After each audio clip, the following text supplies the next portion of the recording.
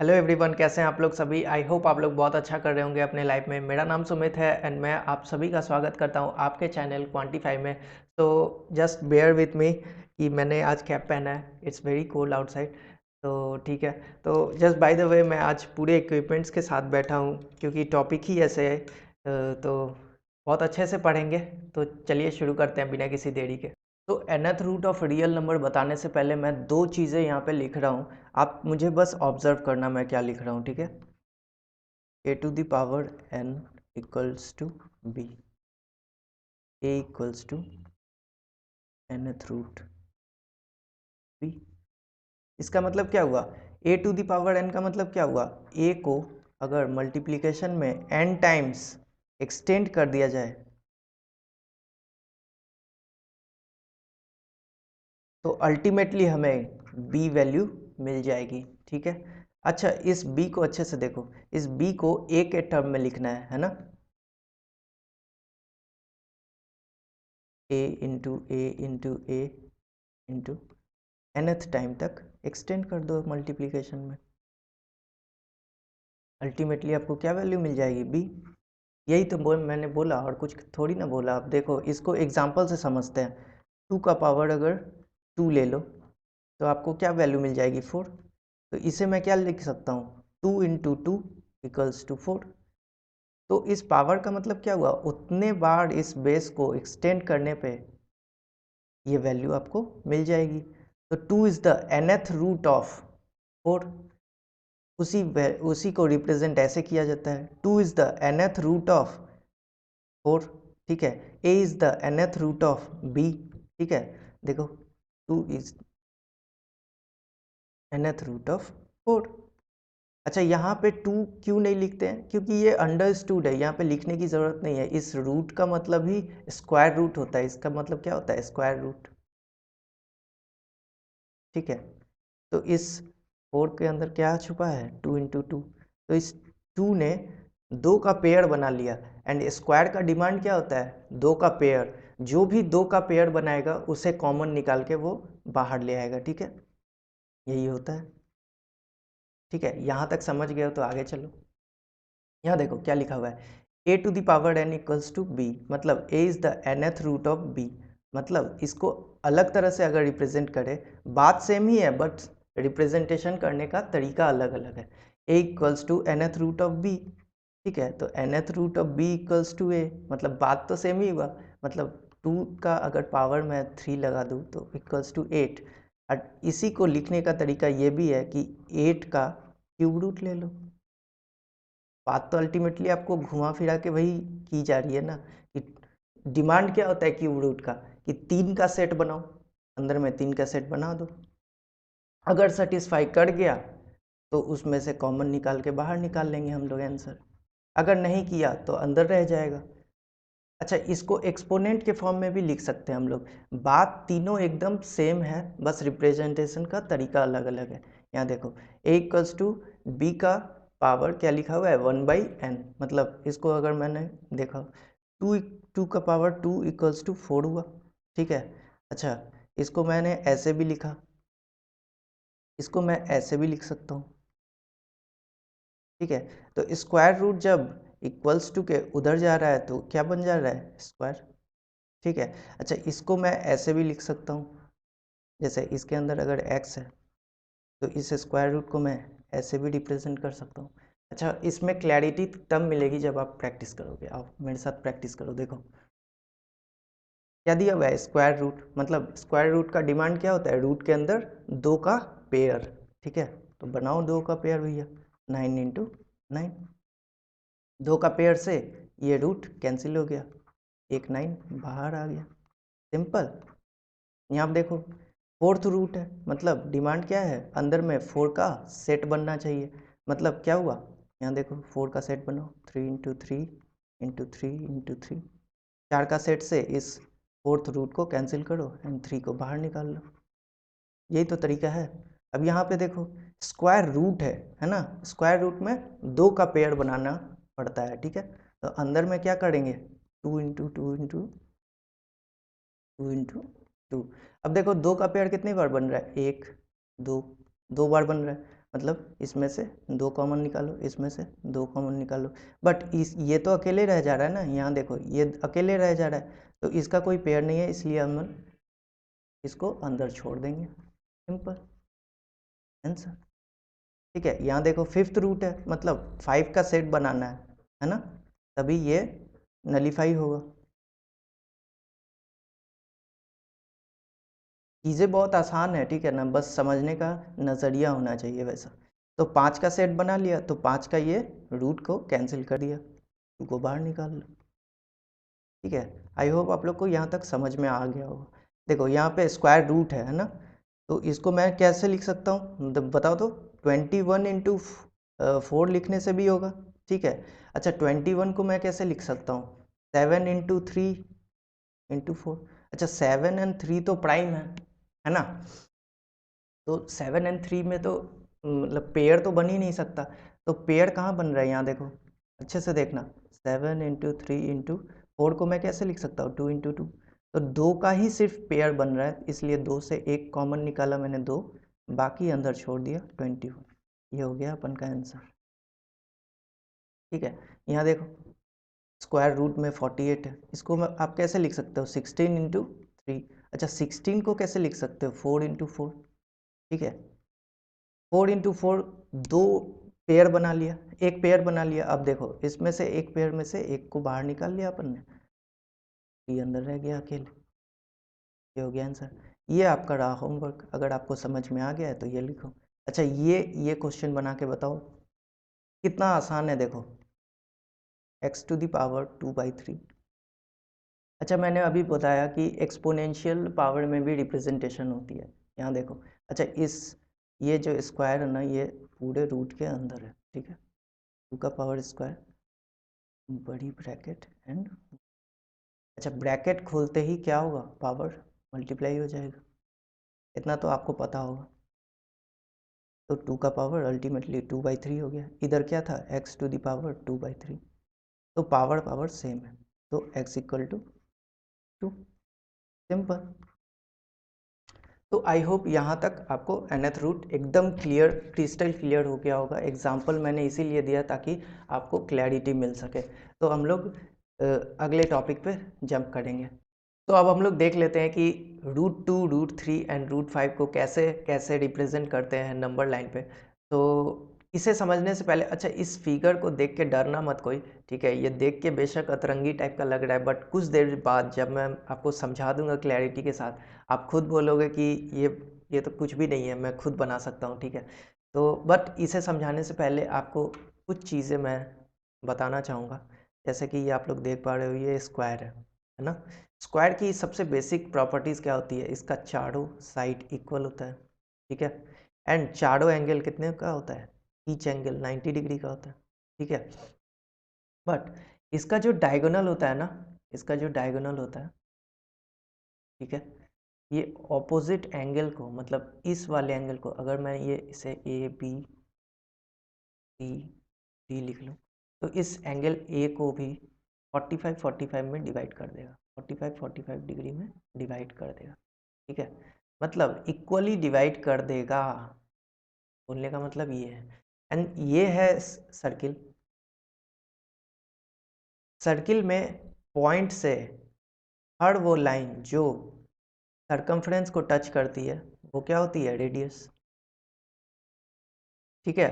And ये radius कहीं से भी खींच लो इक्वली होगा, हर रेडियस एक दूसरे से इक्वल होगा।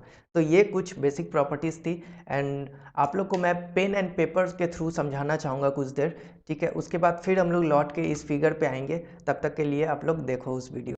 तो दोस्तों हमें सिंपली एक लाइन ड्रॉ करनी है, ठीक है, तो मैंने लाइन ड्रॉ करके रखी है ऑलरेडी, ठीक है। आपको क्या करना है, एक लाइन ड्रॉ करना है, यहाँ पे एक मार्किंग ले लेनी है, एंड इस मार्किंग से एक एक यूनिट छोड़ के, एक एक यूनिट के गैप पे 3 जगह की मार्किंग करनी है, 1 2 3, ये कुछ और नहीं है, नंबर लाइन ही है, ठीक है ना। अभी हम लोगों ने एक और चीज़ देखी कि स्क्वायर की 2 मेजर प्रॉपर्टीज़ होती है, कि उसके साइड भी इक्वल होते हैं एंड उसके एंगल भी इक्वल होते हैं। एंगल कितने होते हैं, ईच 90 डिग्री, सिंपल।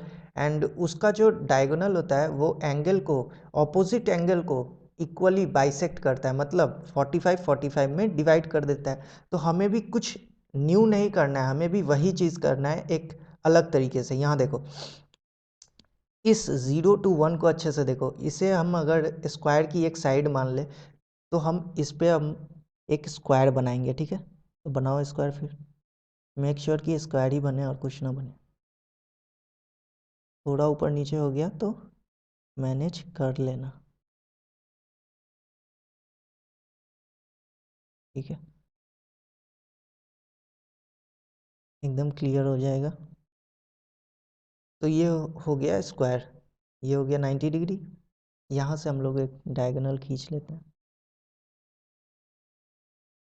ये हो गया डायगोनल, इसे मैंने बोल दिया ए, ठीक है। अब देखो ये भी 1 यूनिट का है, ये भी 1 यूनिट का है, तो ये क्या हो गया 90 डिग्री के सामने का हाइपोटेनस। तो हाइपोटेनस पाइथागोरस ने क्या बोला है, हाइपोटेनस का स्क्वायर इक्वल टू परपेंडिकुलर का स्क्वायर प्लस बेस का स्क्वायर, कुछ अलग थोड़ी ना बोला है। तो यहाँ देखो परपेंडिकुलर 1 है, 1 का स्क्वायर, बेस 1 है, 1 का स्क्वायर, तो क्या मिला 1 + 1 2 मिल गया। हाइपोटेनस इधर था, हाइपोटेनस का स्क्वायर। अभी हम लोगों ने देखा कि स्क्वायर उधर जाके क्या हो जाता है रूट, तो इधर से उधर ले चलो, ये रूट हो गया, √2 हो गया, ये ओ ए का वैल्यू √2 हो गया।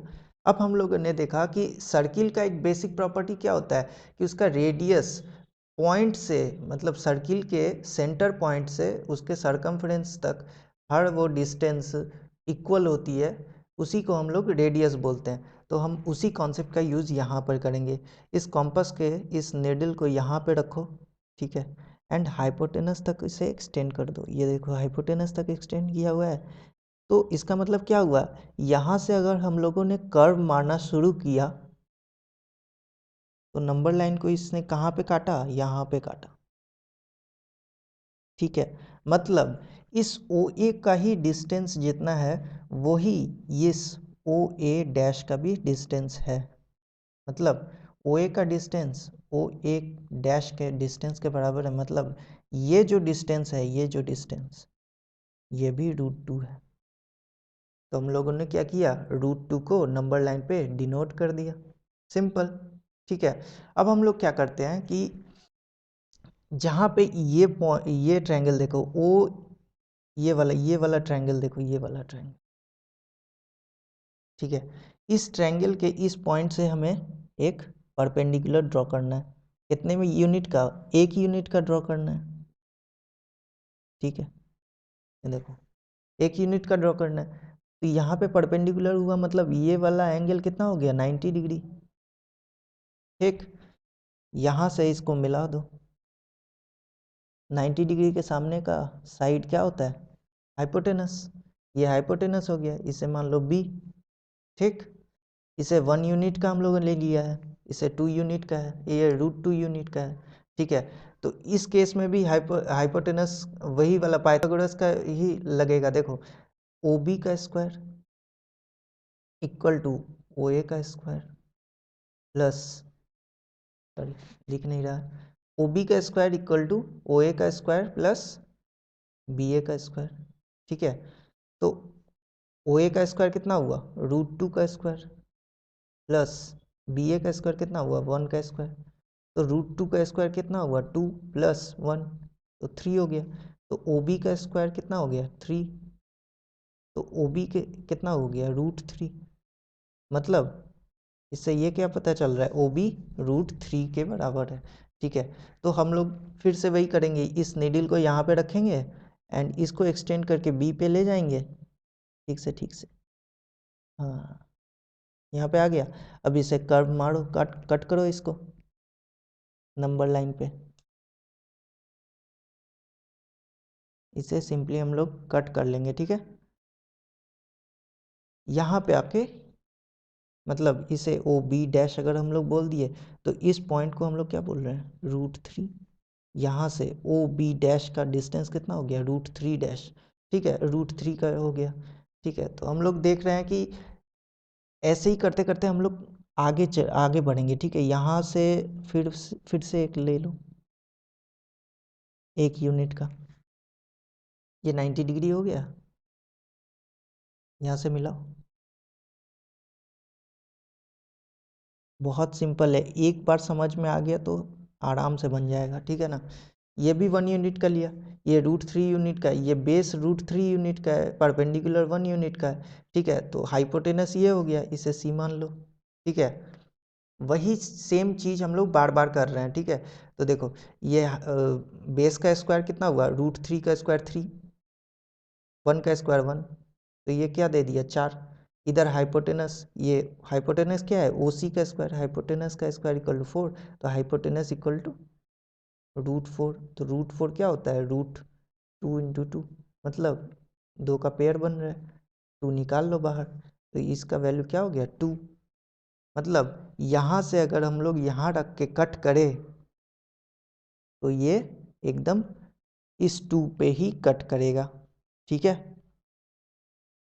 इस 2 पे ही कट करेगा। इसका मतलब बाकी सब पॉइंट भी एकदम सही था, ठीक है, हर चीज़ एक दूसरे से कनेक्टेड है। इस 2 पे कनेक्ट किया, मतलब इस OC का जितना डिस्टेंस है, इसको अगर हम लोग यहाँ से कर्व कर रहे हैं, कट कर रहे हैं, तो ये नंबर लाइन पे आके उतना ही डिस्टेंस पे अपना कट कर रहा है, ठीक है। तो इसे हम OC डैश बोल देंगे, इसका वैल्यू कितना हो गया 2, ठीक है। अब हम लोग वैसे ही करेंगे, यहाँ पे से एक परपेंडिकुलर लेना है, सिंपल, जैसे बनाते चल रहे हो वैसे ही बनाओ। देखो फिर मैं एक चीज़ बताऊंगा तुम्हें, ये देखो यहाँ से मिला लो, कुछ अलग नहीं करना है, एक ही चीज़ को बार बार करना है। इसे D मान लो, इस ट्रायंगल को अच्छे से देखो, OCD ट्रायंगल को अच्छे से देखो, OCD, ठीक है। इसका बेस कितना हो गया 2, ठीक है। ऐसे करके देखो, ऐसे करके, ये बेस, ये परपेंडिकुलर, ये हाइपोटेनस, ठीक है। तो इसका बेस कितना हो गया 2, इसको हम लोगों ने कितना लिया है 1 यूनिट, ठीक है। तो इसका वैल्यू कितना होगा, ये हाइपोटेनस है, क्योंकि 90 डिग्री के सामने का साइड हाइपोटेनस होता है, ठीक है। तो देखो 2 का स्क्वायर करो प्लस 1 का स्क्वायर करो, ठीक है। 2 का स्क्वायर 4, 1 का स्क्वायर 1, तो 5 हो गया। इधर था हाइपोटेनस का स्क्वायर इक्वल टू 5, तो इधर क्या हो गया, हाइपोटेनस इक्वल टू √5, मतलब OD का जो डिस्टेंस है ये √5 है। मतलब आपको फिर से वही करना है, यहाँ पे पॉइंट लगाओ, इस पेन को यहाँ तक ले जाओ एंड सिंपली कट कर दो नंबर लाइन पे, ठीक है। लगभग लगभग 2.3 के आसपास जाके कट मारेगा, तो इसी को हम लोग √5 बोल देंगे, D डैश ले ले, ठीक है। तो हम लोगों ने देखा कि कैसे कैसे √2, √3, √5 ये नंबर लाइन पे डिनोट होता है। और नंबर लाइन पे डिनोट होने वाली हर चीज़ क्या होती है, real number, and real number का ही पार्ट क्या होता है, इरेशनल नंबर। तो ये क्या हुआ, मतलब इरेशनल नंबर को भी हम लोग नंबर लाइन पे डिनोट कर सकते हैं। एंड √5 को आप लोग ऐसे भी बना सकते हो, एंड एक और तरीका होता है बनाने का, मैं बता रहा हूँ, देखो एक लाइन खींचनी है, ठीक है, सिंपली मार्किंग करनी है 0, एक एक के गैप पे, ठीक है, 3 जगह की पॉइंट्स है ये सब, ठीक है, दिमाग में रखोगे तो कभी नहीं भूल पाओगे, ठीक है। 1 2 3, तो हम लोग ने क्या देखा था, या देखो यहाँ देखो, इस ट्रायंगल को अच्छे से देखो, इस ट्रायंगल को जिसे मैं मार्क कर रहा हूँ, ठीक है।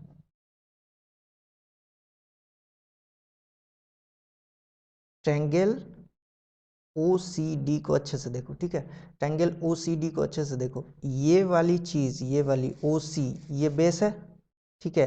तो इसको हम लोग यहाँ पे अगर बना दे, ठीक है, इसको हम लोग यहाँ पे अगर बना दे, ये 2 का वैल्यू रख रहा है, तो इसी 2 को अगर हम लोग यहाँ पे ड्रॉ कर दे, तो हम लोग देख लेते हैं क्या होता है, ठीक है।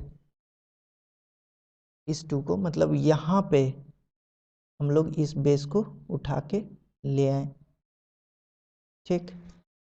अब क्या कर रहे हैं, ये देखो, ये वाली चीज़, ये परपेंडिकुलर है, हम लोग ट्रायंगल को इस तरह से रोटेट कर रहे हैं, तो ये वाली, ये जो DC है यहाँ पे आके 2 पे आके ऐसे ऐसे खड़ी हो जाएगी।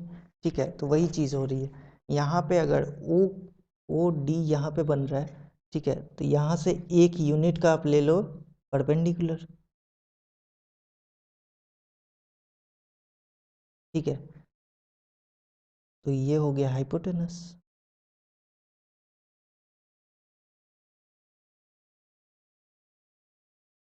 ये हो गया हाइपोटेनस। इसे हम लोगों ने क्या माना था, सॉरी, ये OC होगा। ठीक है, इसे OC, इसे OD। ठीक, ये 2 यूनिट का है, ये 1 यूनिट का है, तो देखो ये √5 यूनिट का हो गया।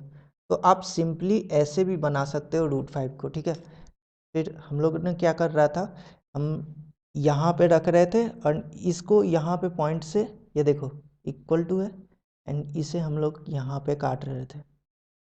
लगभग कहाँ पे कट रहा है, 2.3 पे आके, 2.3 इसके आगे, ये नॉन टर्मिनेटिंग होता है तभी तो इरेशनल होता है। ठीक है, तो इसी का वैल्यू √5 होता है।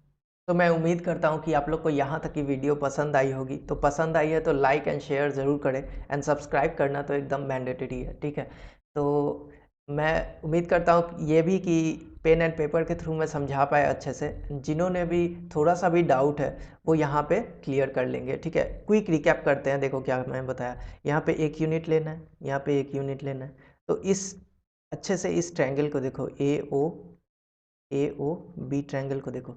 अच्छा, दो साइड अगर इक्वल हो रहा है तो ये आइसोसेलेस है। मतलब ये अगर 90 डिग्री है तो बाकी 180 डिग्री माइनस 90 डिग्री क्या होगा, 90 डिग्री।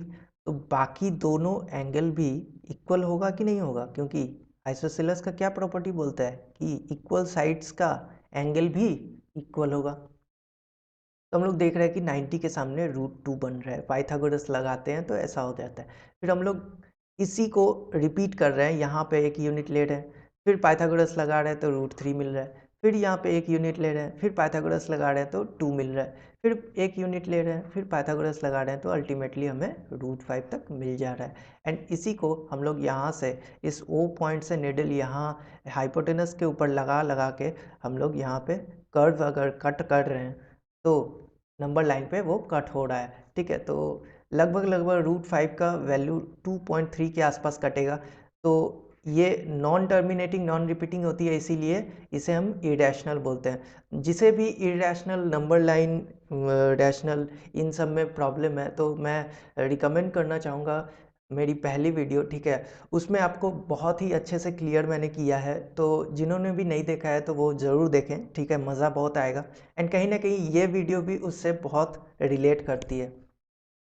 तो अब हम लोग एक चीज़ और यहाँ पे मैं बताना चाहूँगा। देखो, छोटी एंगल के सामने छोटा साइड होता है ट्रायंगल का, ये बहुत अच्छी प्रॉपर्टी है कि स्मॉलर एंगल के सामने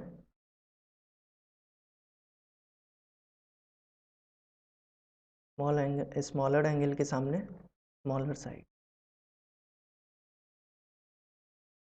ठीक है, लार्जर एंगल के सामने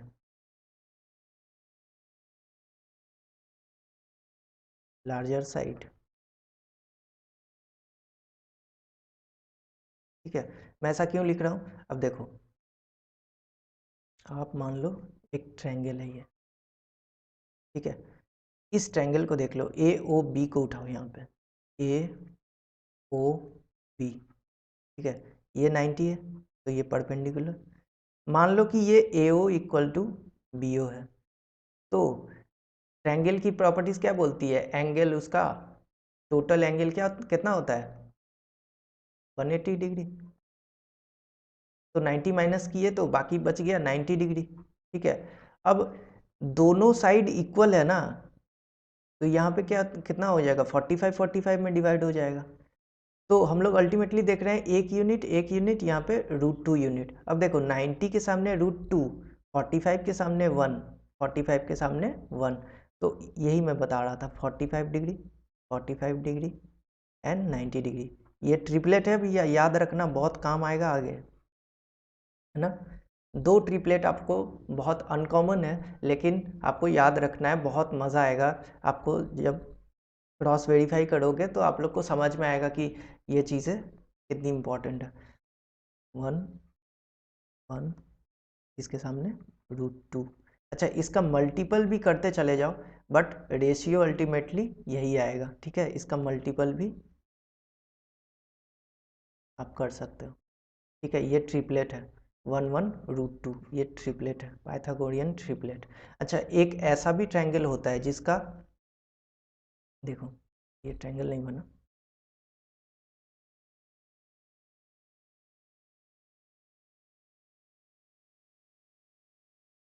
मान लो ये 90 है, ये 30 है, ठीक है, ये 60 है। तो 90 के सामने क्या होता है? √3। 60 के सामने क्या होता है? √2। एंड 30 के सामने क्या होता है? 1। तो ये भी एक पाइथागोरियन ट्रिपलेट है, ठीक है। 30, 60 एंड 90, ठीक है। 30 के सामने 1, 60 के सामने √2 एंड 90 के सामने √3। एंड इसका मल्टीपल भी सेम रेशियो फॉलो करेगा। मतलब मल्टीपल बोलने का मतलब क्या हुआ? इसका मल्टीपल आप करते चलो, देखो जैसे आप सबसे सिंपल ट्रिपलेट क्या जानते हो? 3 4 5, ठीक है। 3 4 5 को आप अगर मल्टीप्लाई कर दो 2 से, सबको 2 से मल्टीप्लाई कर दो, तो ये भी एक पाइथागोरियन ट्रिपलेट बन गया, ठीक है। ये भी एक पाइथागोरियन ट्रिपलेट। वही चीज़ आप यहाँ भी कर सकते हो, इसका मल्टीप्लाई भी कर सकते हो, बट ये एंगल इंटैक्ट रहेगा, मतलब इस एंगल में चेंजिंग नहीं होगी, वो 30 60 90 का ही एंगल बनाएगा। तो आई होप यहाँ तक आप लोग को बहुत क्रिस्टल क्लियर हो चुका होगा। तो फाइनली आज हम लोग आ चुके हैं अपने आखिरी पड़ाव पे, जो कि है कॉन्सेप्ट ऑफ को प्राइम, ठीक है।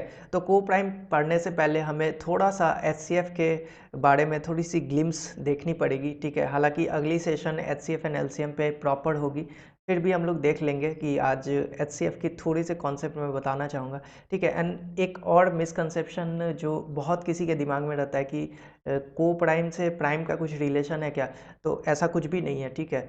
Prime has nothing to do with coprime, दोनों बहुत अलग कॉन्सेप्ट है, ठीक है। अभी पता चल जाएगा। देखो हाईएस्ट कॉमन फैक्टर क्या होता है? हाईएस्ट कॉमन फैक्टर, जैसे सपोज करो 23 एंड 69 में कुछ ऐसा कॉमन है क्या जो दोनों को काट कर दे?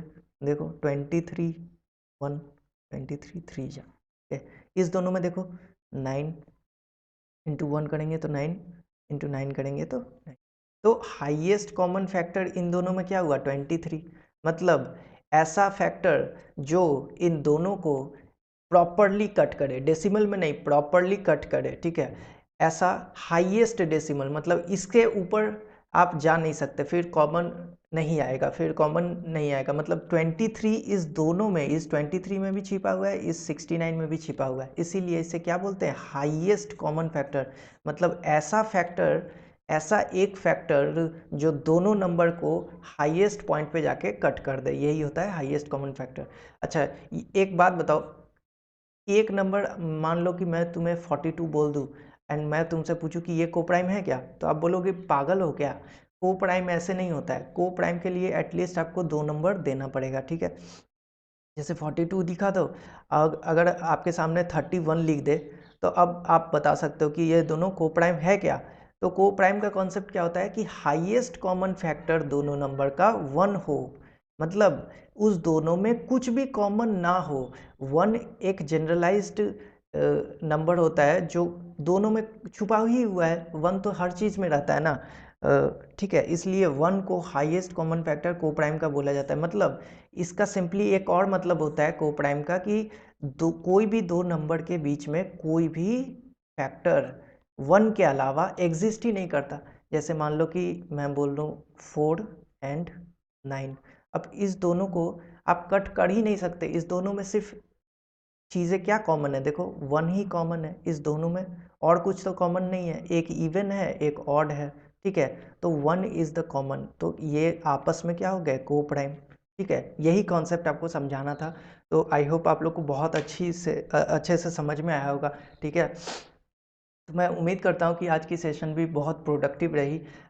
जिस किसी ने भी सब्सक्राइब अभी तक नहीं किया है तो प्लीज़ आपसे रिक्वेस्ट है कि थोड़ी सी सपोर्ट आप अपने तरफ से दिखाओ, ठीक है? बहुत एफर्ट लगती है वीडियो लाने में। तो तब तक के लिए बाय बाय, नेक्स्ट वीडियो में मिलते हैं।